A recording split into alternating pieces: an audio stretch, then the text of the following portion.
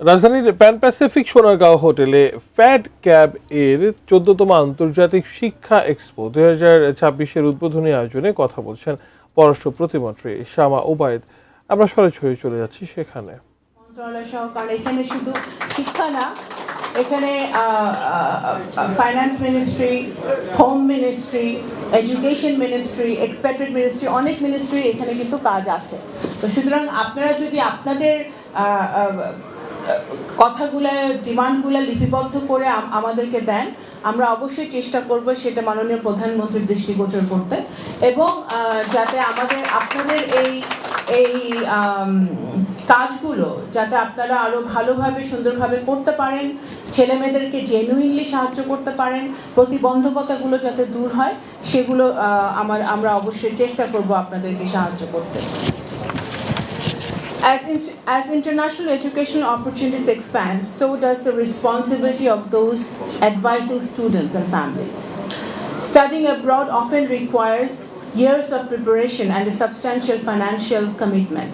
Families may invest a large part of their savings in the hope of securing a better future for their children. That trust must be treated with the utmost seriousness.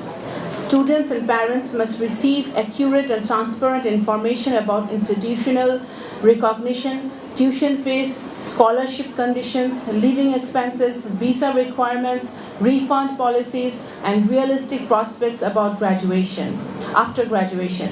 No student should be misled by promises of guaranteed admission, scholarships, visas, or employment. আপনারা এখানে আপনাদের বক্তব্যে একটা উল্লেখ করেছেন যে এখানে অনেক অসাধু চক্র থাকে বা দালাল চক্র থাকে যারা আমাদের ছেলেমেয়েদের অ্যাডভান্টেজ নেয় এবং অত্যন্ত চড়া মূল্য দিয়ে তাদেরকে বিদেশে যেতে হয়।